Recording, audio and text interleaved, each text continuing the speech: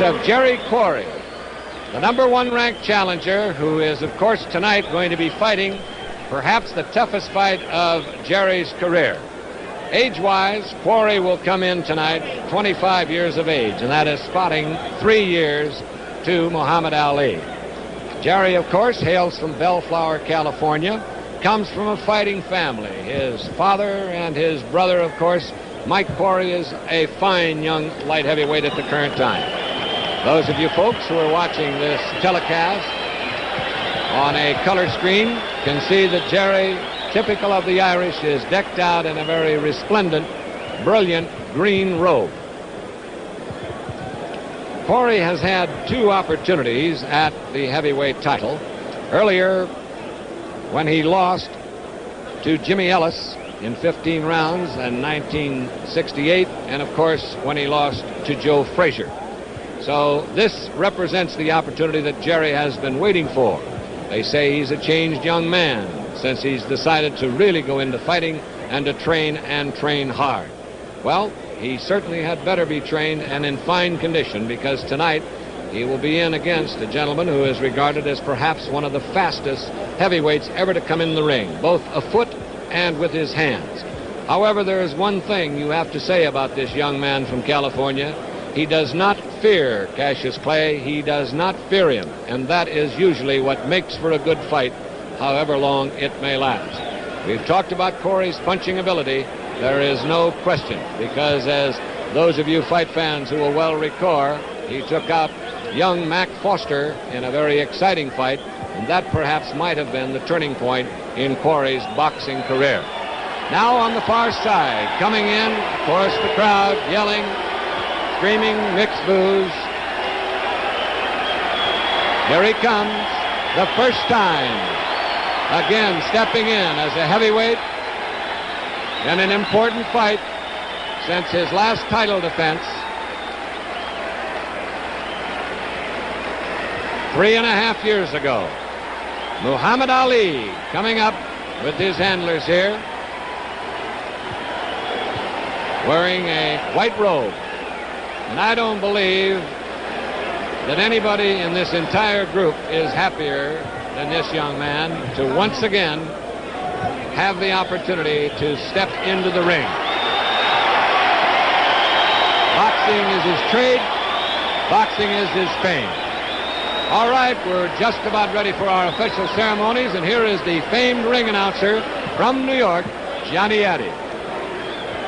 Ladies and gentlemen, may I present 3 former great champions.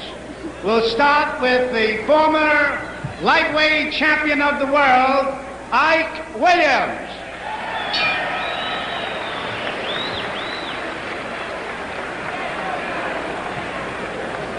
Former light heavyweight king, Jose Torres.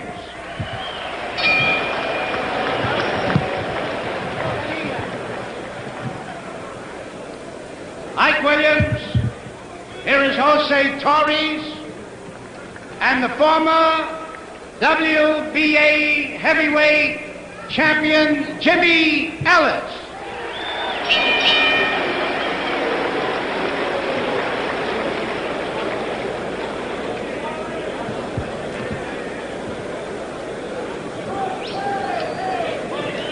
Ladies and gentlemen, here is the man responsible for bringing the fight to Atlanta, Georgia, Senator Leroy Johnson.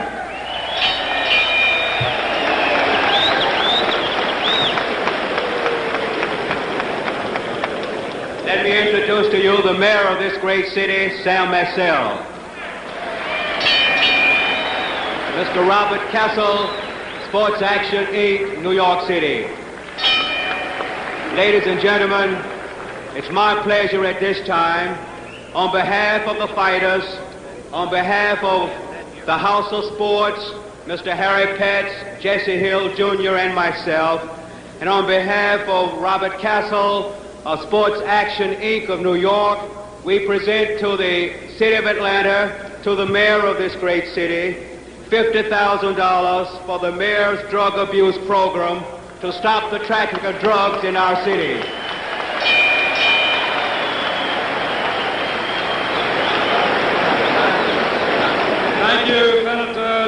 Susan, and let me take a moment to welcome our audience around the world to this, which is much more than a sporting event. It's a demonstration in democracy, and to express appreciation to your generosity and to that of the fighters for supporting our cause and stemming the flow of drugs in Atlanta with this check for $50,000. Thank you very much. Thank you very much, gentlemen.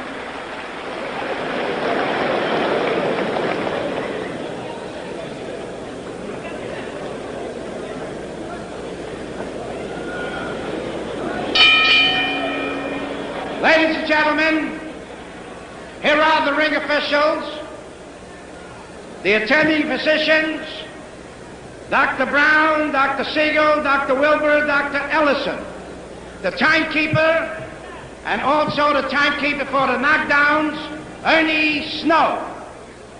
The judges are editor of Boxing Illustrated, Lou Eskin, and the former contender for welterweight championship honors, Billy Graham. The referee, ladies and gentlemen, Tony Perez. Main event, 15 rounds. Introducing from Bellflower, California, he's wearing blue trunks. He weighs 197 and a half, Jerry Quarry.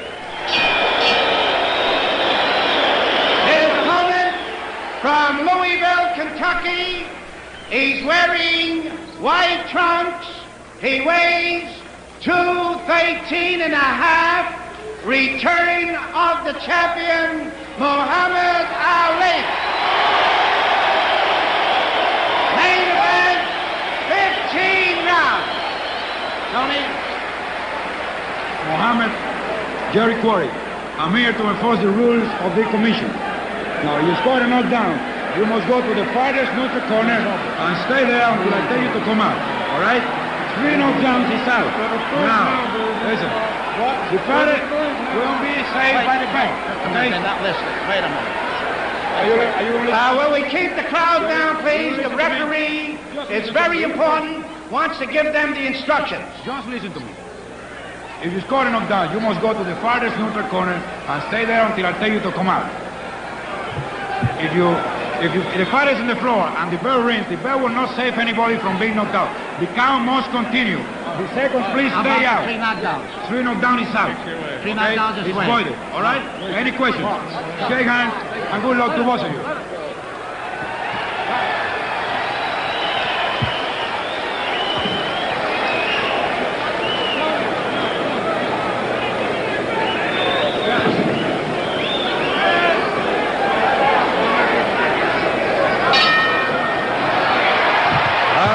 Ready to go.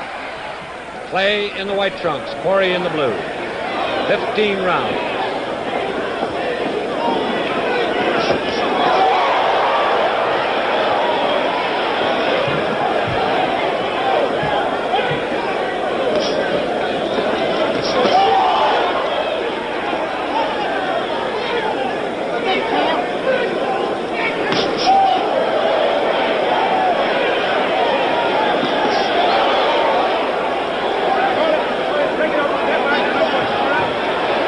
Starting off very fast, using good combination with the right hand.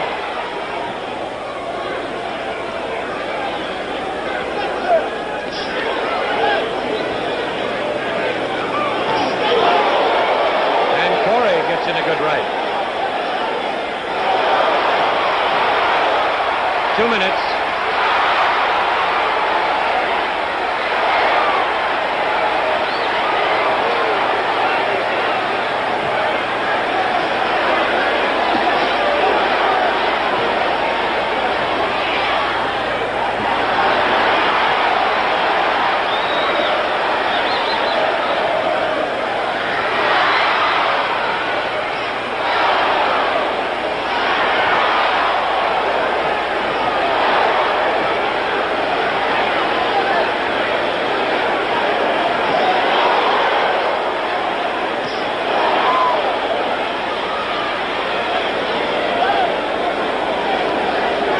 has a slight redness just over the bridge of Jerry Quarry's nose. That left jab is finding its mark.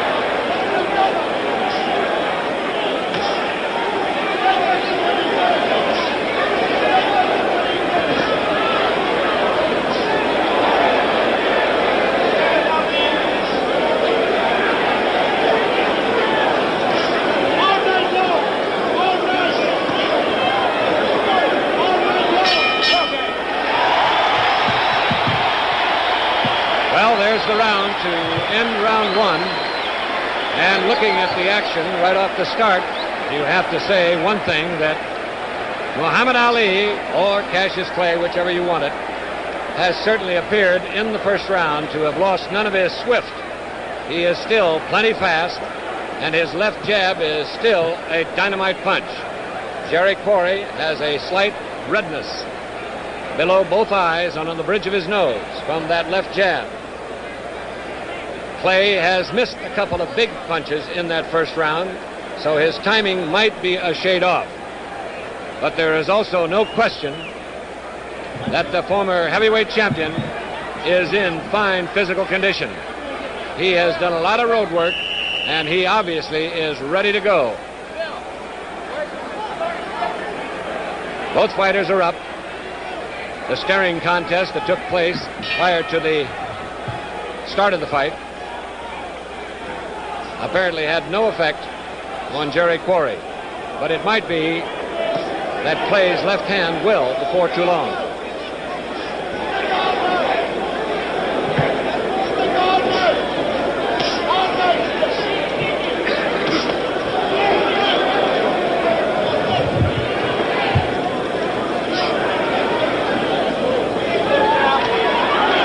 Quarry leaping forward to connect with that hook. His left hook, his best punch. Left and right by Clay on the combination.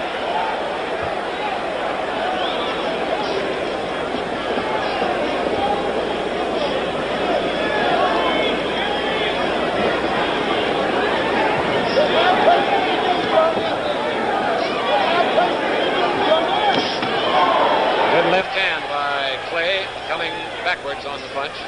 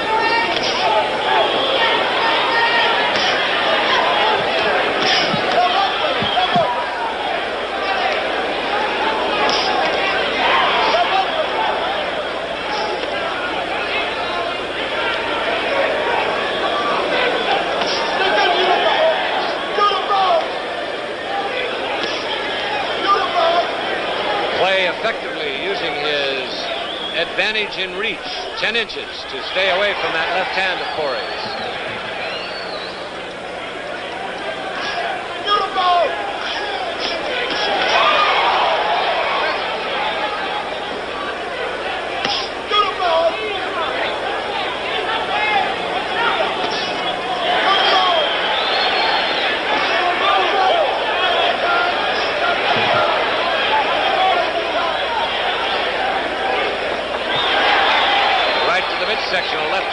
shin by Quarry.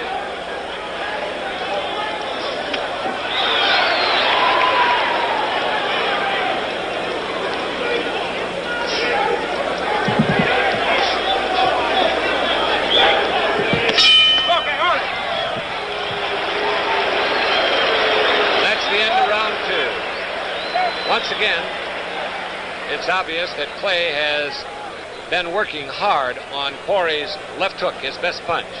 He so far in the first 2 rounds has effectively not only used his superior footwork, but his right arm to block that punch coming in. And the reach of Quarry is at a very definite disadvantage at the moment. Bill, it looks as though Muhammad is having quite a comeback, and he appears to be in excellent shape. Well, his jab is certainly sharp. He's moving well.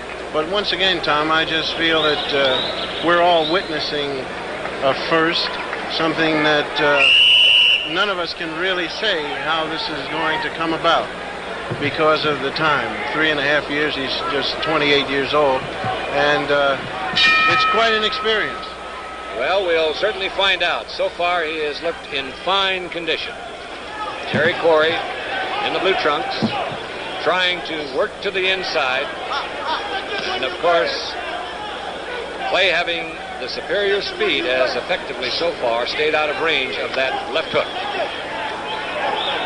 Jerry said in his pre-fight strategy he was going to try to get inside to cut him off. So far, he has not been able to do that.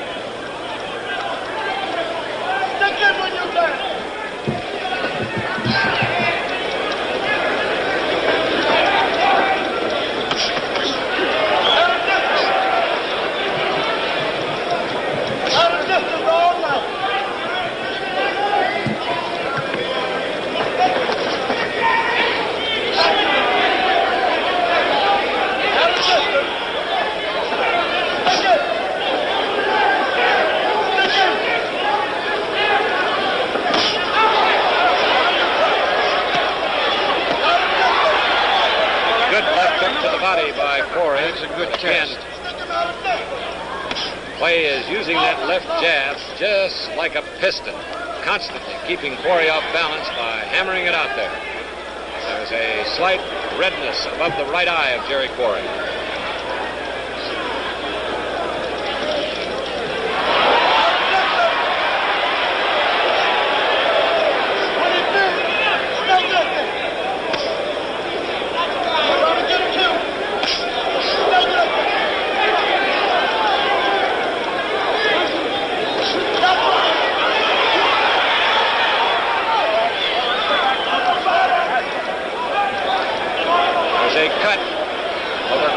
Left eye.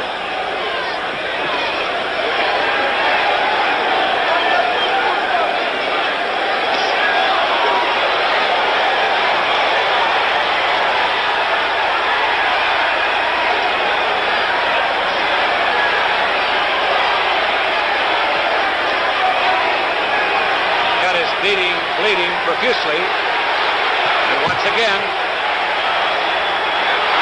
left and right combination by Clay.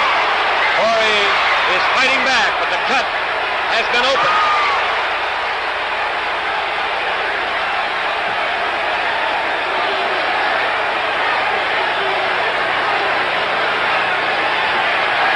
You see the timer, 15 seconds.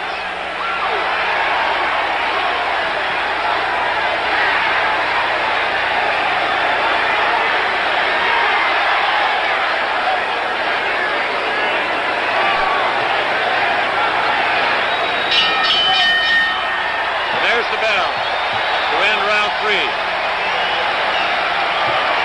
Jerry Quarry going back to the corner, while his trainer Teddy Bentham, Lou Gross, and Willie Ketchum go to work on that cut.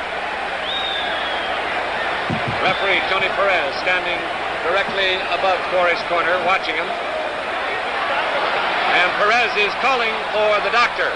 Quarry is upset about it. Got to trying to hold him back.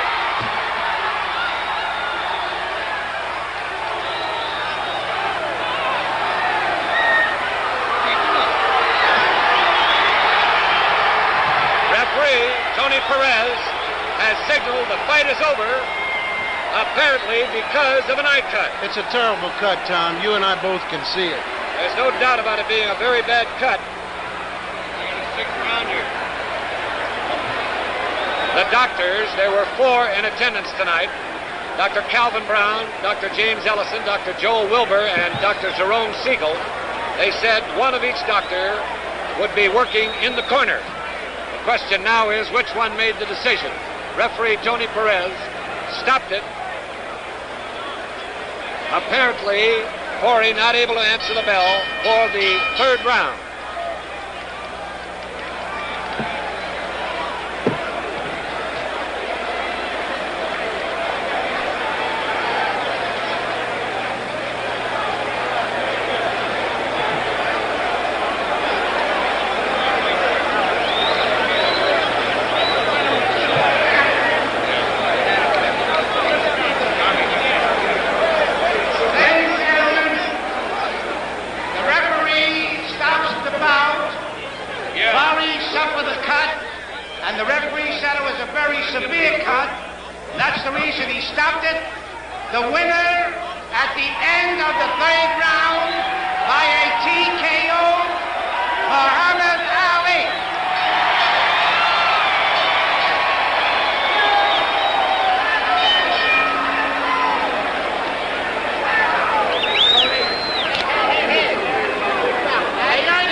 Good going, Booth. Champ, come on over here. Let's see if we can see this. Can we get down, please? Well, here's the young man who turned the trick. Champ, you certainly didn't look like you'd been away. Thank you. I've been working for the past 3 years, but not hard, just road work. But I like to say Quarry was, I don't know, I imagine I won easy, but it was rough. He was tricky, he hit hard, and if it wasn't for my speed, it wouldn't have ended like it did. I noticed you did a very fine job on blocking his most effective punch, the left hook. I assume that you worked on this a bit. Yes, I have a couple of sparring partners with a good left hook. They fight a lot like Quarry. And a friend of mine out in Los Angeles, Ron Rich, told me about him and sent him to me. And that was a great help to me. I'd also like to say I'm glad that I am back so we can settle this confusion about Joe Frazier and all the people who thinks he's still the champion. And I hope something can soon be worked out where we can solve this whole heavyweight mess. Now tell me how you felt yourself. Did you feel tonight that you were as sharp? I noticed in the first round that you missed a couple of punches. You're not expected to hit everyone, but did you feel your timing was sharp? My timing was sharp. Jerry Quarry is tricky. He's a good boxer. I managed to miss just a few punches. He didn't hit me but about once or twice, never to the body, none in the face. And but he was good. He was tricky, and I think my timing, I'm a little stronger now than I was the day I retired. I think I'm better, a much better fighter now. Did you feel the situation of the left jab was the one that started it all? Was the jab that started the cut? I'm not sure. I would have to probably watch a replay or something. It probably was the right hand. I don't know. We're looking at it right here, champ. Let's see if we can turn it back and perhaps get some kind of an idea of the punch that started the cut. There was no question that the combinations that you were throwing opened it very deeply, and it was a bad cut. Yes, I'm sorry that it did end that way because Quarry wasn't yet out. I think he was dazed, but he wasn't out. And I'm just sorry that he couldn't have went on. Well, now here is the replay, so you'll have an opportunity to watch it.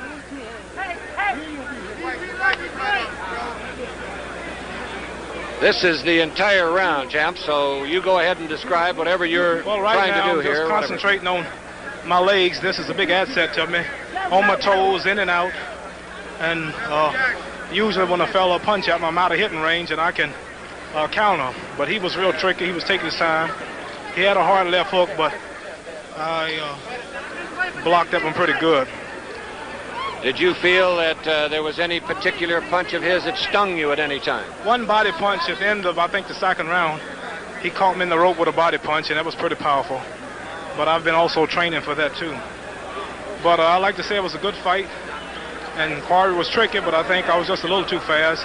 If the 3-year layoff had hurt me, I think he would have did much better.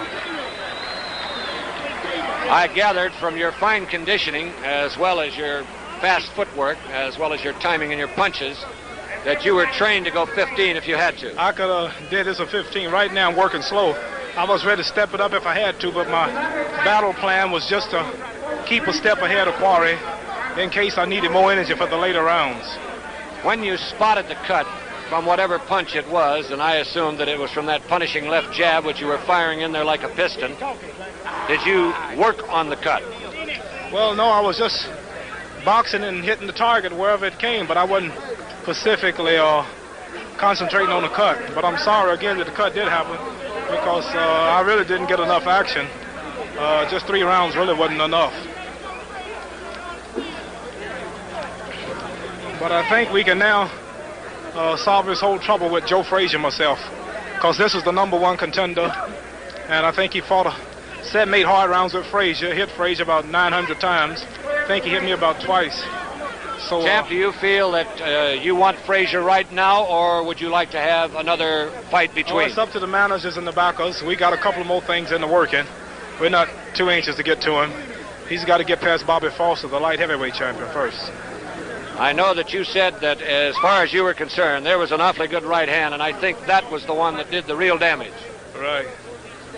You were mentioning the fact that Frazier, in your book, is not the champion, that nobody ever took your title from you in the ring. I think you can watch me fighting Jerry Quarry here and look at how long he went with Frazier before he cut him and how many times he hit Frazier.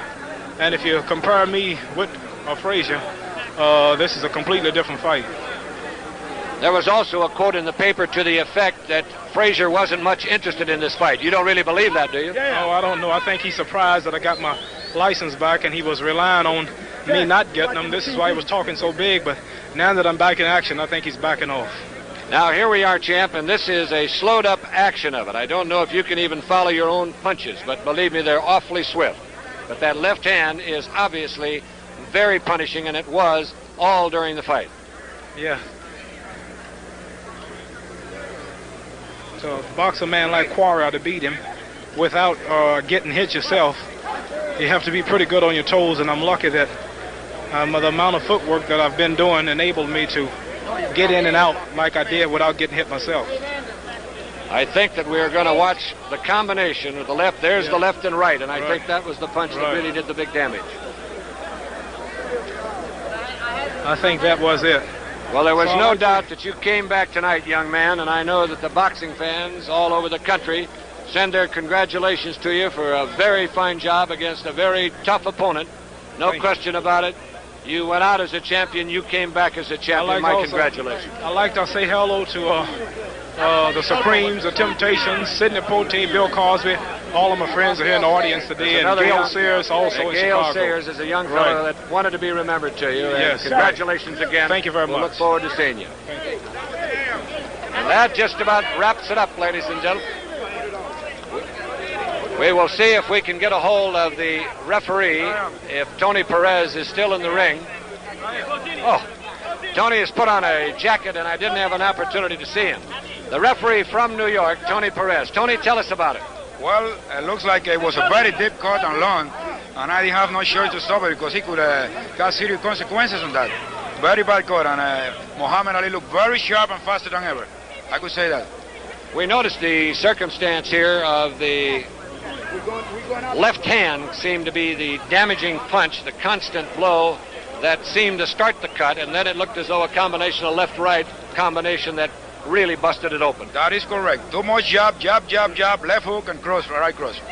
Tony, tell me this now, in terms of the cut, from where we were seated ringside, it didn't look as though the cut was damaging to the eye. I mean by that there was no blood in the eye. It didn't look like there was any real damage in that respect. You stopped the fight simply because you didn't want it to go any further that way. Well, let me tell you, the manager, Teddy Banton, his trainer, he didn't want him to go, and Jerry got pretty upset about it. He wanted to continue, but he finally, he said that he wasn't going to continue because then I stopped it, because I can't take the manager's word for it. I have to listen to the fighter. When the fighter told me, then I stopped it, but the cut was really bad, and the blood was flowing into the eye. Now, when you called the doctor up, could you move just a little bit, Skipper, that boy? When you called the doctor up, Tony, what was the doctor, what did he say? What was his conversation? I never spoke to the doctor. The doctor never came in. I called him. I didn't see anybody come in. That's why I wonder. The doctor never had a chance to come in, and I make my decision by myself. The referee made the decision. There was no doctor in there. That is correct.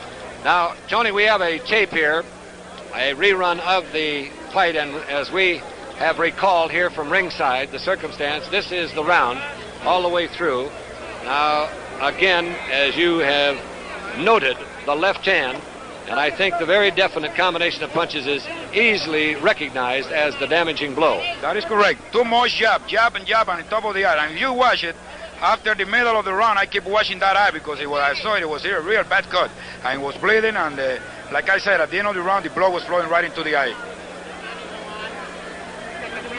Again, Clay utilizing the jab. Quarry trying to get in the left hook, but Clay cannot, of course, risk that, and he was fighting a great defensive fight at this manner. In other words, Quarry had very few opportunities to use his favorite punch. Clay kept him off balance with the jab, and then if you watch very closely, you'll see the combination of the jab, and the right cross. That is correct. That is correct. Keep too much jab, keep him off balance all night, and he managed. Jerry Quarry never had a chance to get set. Never. He never gave him a chance. Tony, you weren't in there long enough to really have any trouble with the fighters. There wasn't any arguments or anything, were there? Well, at the beginning in the instructions, they didn't want to listen to me, so I had to stop everything. They were talking to each other. They don't want to listen to me. Looked like they were arguing. I had to stop everything between me and the announcer, Johnny Addy. We had to stop the action and tell them, are you going to listen to me? Because they were mad at each other and they were insulting each other. And I finally had to stop. I said, are you going to listen to me? Then they realized I was the boss in the ring, and they listened to me then.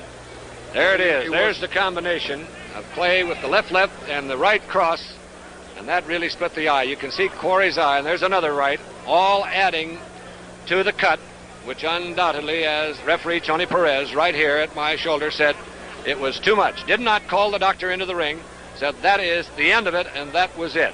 Wait a minute, I did call the doctor in, but he never had a chance to come in because there was so much people in the corner trying to get in. He never had a chance, so I never spoke to the doctor. I tried to call him in, but he never came in. But it was your decision, Tony. Oh, yes, sir. Now, officially in the time, Johnny Addy, did we get the cards on that part of it? Yes. According to the New York rule, Tommy, it's the end of the third round because the bell did not ring for the fourth round. In New York, we call it a TKO at the end of the third round, and I announced it that way. Johnny, thank you very much. Tony, again, a fine job.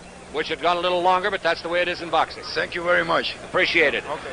And that just about wraps it up, ladies and gentlemen. The tremendous